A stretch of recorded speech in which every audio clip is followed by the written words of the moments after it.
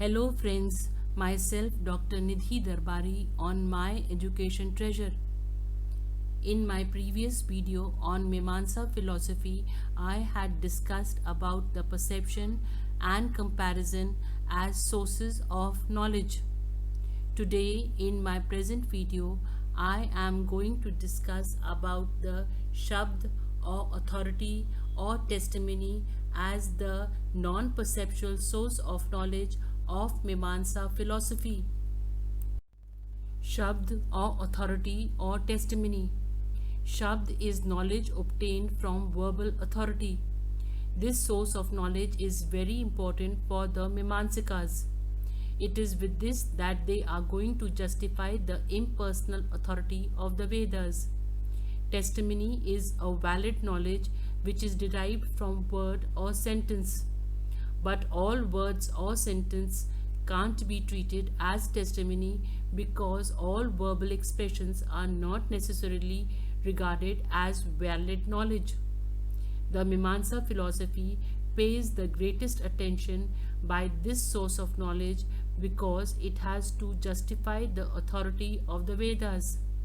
An intelligible sentence yields knowledge except when it is known to be the statement of an unreliable person, anapta vakya. This is known as verbal testimony or simply testimony or shabd or authority. But in addition to the impersonal Vedic authority, the testimony of a reliable person, apta, also is accepted by the Bhatts as the valid source of knowledge. However, a special value is attached to the Vedic authority because the knowledge of the commandments or dharma which we have from not to be obtained from any other source such as perception and inference, while the knowledge that the personal authority may impart to us can sometimes be obtained otherwise by perception, inference, etc., and is itself based on such previous knowledge. The knowledge derived from the Veda is neither obtainable otherwise nor dependent on any previous knowledge. The Ved being eternal, but the Prabhakar, like the Vaisheshik, holds that the statement of a non-Vedic authority yields knowledge through inference based on the reality of the authority. In reply to those who try to reduce or knowledge derived from testimony to inference on the ground that the validity of such knowledge is ascertained by the condition which generate that knowledge, so that knowledge imparted by authority, like every other knowledge, carries with itself such assurance of its own of truth. We shall see later full reason in respect of this view. According to Arthapatti philosophy, testimony is reliable statement uttered by a trustworthy person, similar to Nyaya philosophy. It is stated that sentence consists of a group of words and a word is considered as an entity which has the power to express meaning. So on account of Mimansikas, Shabd must be based on the verbal assertion of a trustworthy person who knows the truth and desires to speak the truth for the guidance of others. Verbal testimony is used as meaningful words or sentences. The mere combination of letters or words don't provide a valid knowledge. Therefore, words or sentences must be used in a specific sense whose meaning will be clear. As a result, it would be treated as a valid praman. This source of knowledge is very important for the Mimansikas. It is with this that they are going to justify the impersonal authority of the Ved, and that again because the Ved give direction for informing the sacrificial rites. The Ved are looked upon as the book of commandments, and therein lies their value.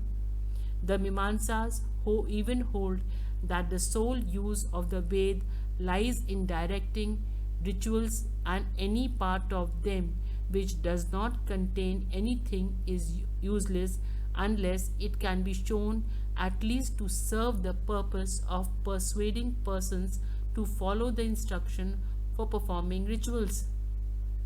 The attempt is constantly made, therefore, to show all existential sentences as indirectly connected with some commandment by way of persuading people to perform some rituals or dissuading them from forbidden activity. It is seen that Shabd or authority is of two kinds, personal or Paurusha and impersonal or Aparusha. Paurusha or personal knowledge derived from the words spoken or written by an individual. Aparusha or impersonal knowledge derived from the Ved which have not been written or spoken by any individual. The second denotes the authority of the Ved. Again, authority may either give information as to the existence of the object, Siddhartha Vakya, or give directions for the performance of some action, Vidha Vakya. Again, authority may either get information on the existence of something or merely give direction for the performance of an action. Mimansa is interested only in the knowledge from the Veda, and that too about the injunctions laid down in it regarding the performance of an action. In fact, they are of the view that any part of the Ved which does not give information on the performance of rituals but is said to speak about the existence of something is useless. This attitude of Mimamsa reminds us of modern pragmatism, which holds that every type of knowledge, ordinary or scientific or philosophical, is valuable only in so far as it leads to some practical activity. The Mimansa-Philosophy may be called ritualistic pragmatism, for according to it, the value of Vedic knowledge is for ritualistic activity. According to most of the pro-Vedic schools admitting the authority of Ved, it is God who is the author of Ved. They are not the work of any person, human or divine. Hence, the authority of the Ved is said to be impersonal. Mimamsa does not believe in any creator or destroyer of the world, rather believes that the Ved eternal and they are not the work of any personal or divine entity. They come forward with elaborate arguments to suggest the impersonal authority of Ved by asking the following questions. If Ved had any author, then his name would have been known and remembered for the Vedic law that has been passed down by an unbroken series of successive generations of teachers and learners from unknown antiquity. But no such name is remembered. Even those who say that Ved are not eternal but produced are not unanimous with each other on the origin of Ved. Some say that God is the author of the Ved, while some say that it is Prajapati or Hiranyagarbha, and thus the argument goes on. The fact is that they think vaguely on the analogy of the ordinary books at the Vedas almost must have some authors but do not know precisely who the author is.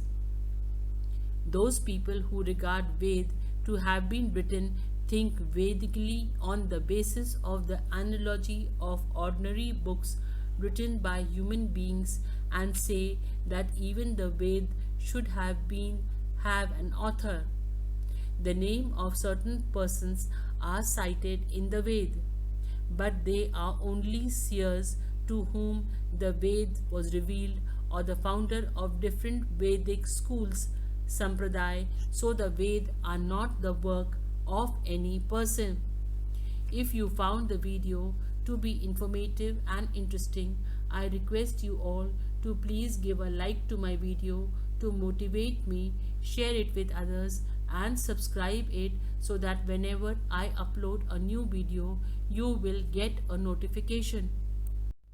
Now, it may be asked that the Vedas are composed of words and that these words are produced and not eternal. Let us see the reply of Mimansikas. To them, the words or Shabd are not really the perceived sounds or dhvanis. These sounds are produced by the speaker and heard by the listener, no doubt. But the words are really the letters which are partless or uncaused. A letter like K is uttered and revealed by different persons at different places and times and in different ways. Though these letters vary, we recognize that the same letter is pronounced. This identity shows that the words are not produced at any time and place but transcends them. Here we find a linguistic analysis by the Mimansikas. So the words as letters may be regarded as eternal, that is, as having existence but being uncaused.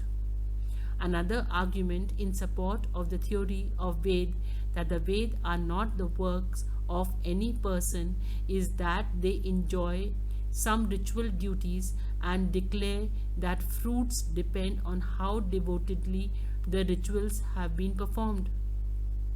The connection between the action and such fruit is not such as can be said to have been observed by any person.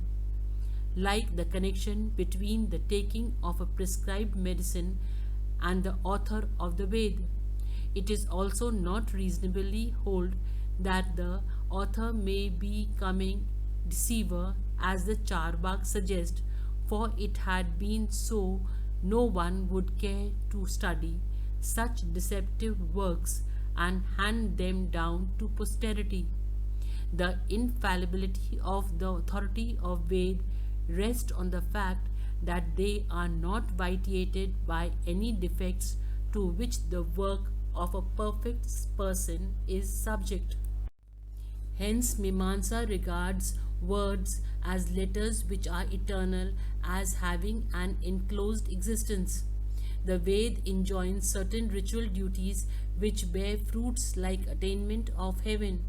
Now, if the Ved have been written by anybody, then we have to ask who that person is who has the capacity to know the past, present, and future in order to declare the connection between the action and its results. If we agree that the Vedas have an author, then we might have to agree with the Charvak that the author is a cunning deceiver because of what is contained in the injunctions. The Ved are not vitiated by any defects to which the words of imperfect things are subject.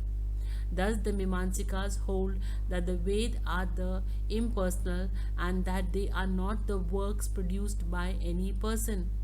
The applicability of the Ved to all times itself show that they are not the product of a particular time, place, and individual. The Mimamsa very clearly state that this knowledge cannot be classified under perception or influence or inference. They assert that the validity of every knowledge is assured by the conditions which generate that knowledge, so the knowledge derived from the authority carries with itself such assurance of its own truth. Thank you very much for patiently watching the video and don't forget to subscribe.